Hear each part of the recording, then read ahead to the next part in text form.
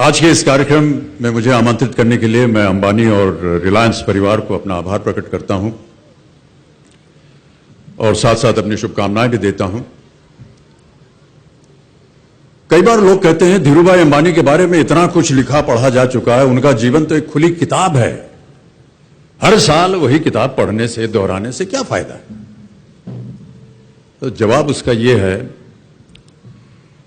कि गीता को हम बार बार क्यों पढ़ते हैं, क्योंकि हर बार जब हम गीता को पढ़ते हैं तो उसमें हमें एक नई सीख, नई सोच, एक नया उपदेश मिलता है।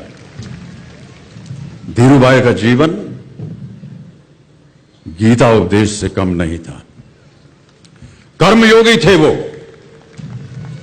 कहते थे ईश्वर ने हमें दो मार्ग दिए हैं उन तक पहुंचने के लिए, एक भक्ति और ध्यान का और दूसरा कर्म और ज्ञान का।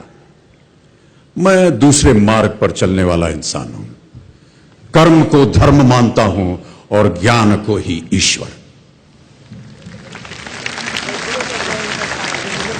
हिंदुस्तान को जिसने गुलामी की मानसिकता से जगाया, जिसने हमारी क्षमता से परिचय करवाया, टेक्नोलॉजी को गले लगाया और एक ऐसे इंडस्ट्रियल रेवोल्यूशन का निर्माण किया कि बड़े बड़े मुल्कों के बड़े बड़े हुक्मरानों ने यह पूछना शुरू कर दिया कि who is this Dhirubhai and where is he from.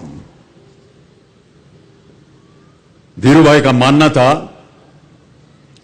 कि लोगों में खुशी के साथ साथ अपनापन बांटने से भरोसा बढ़ता है। शायद इसीलिए जो अभी ईशा और राकेश ने कहा, उन्होंने अपनी कंपनी का नाम दिया रिलायंस।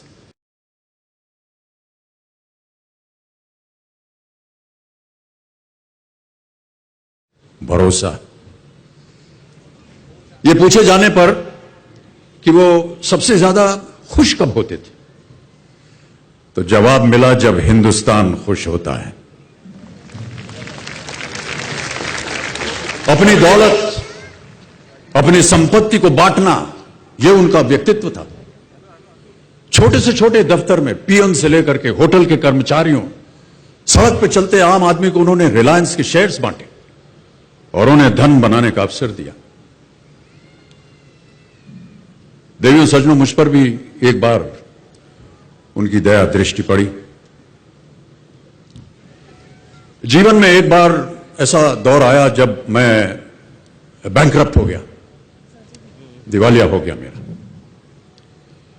मेरी बनाई हुई कंपनी घाटे में चली गई, करोड़ों का कर्जा चढ़ गया, मेरा व्यक्तिगत बैंक बैलेंस जीरो यानी शून्य हो गया।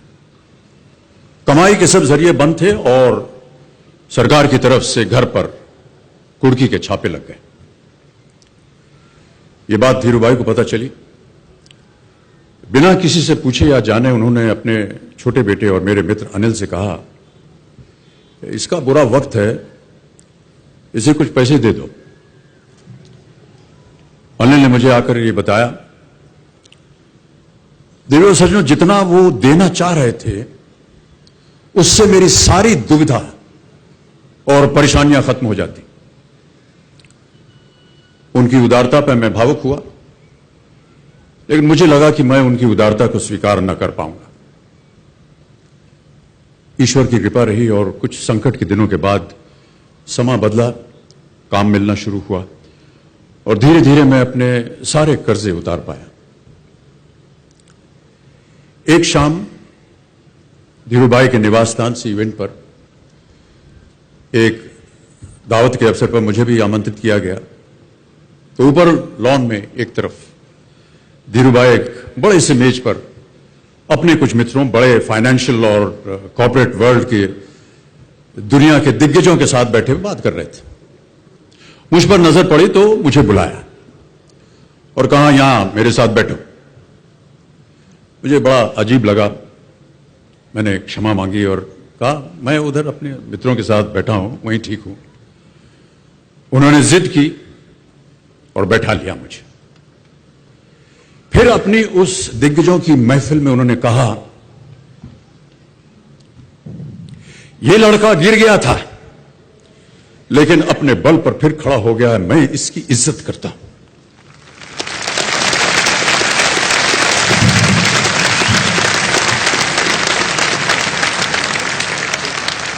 उनका ये व्यवहार और उनके वो शब्द मेरे लिए उस धनराशि से हजारों गुना ज्यादा मूल्यवान थे जितना कि वे मुझे मेरी संकट से बाहर आने के लिए देने के लिए तैयार थे। ये उनका व्यक्तित्व। धीरूभाई अपने देशवासियों के लिए क्या मायने रखते थे, उस पर एक काल्पनिक, एक इमेजिनरी टेल को मैं यहां बयान करना चाहूंगा।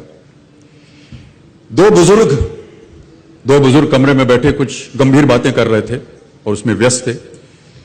एक बुजुर्ग का पोता जो था, छोटा बच्चा, कमरे में खेल रहा था, इधर उधर दौड़े, आवाज करे और अपने दादा को डिस्टर्ब कर रहा था।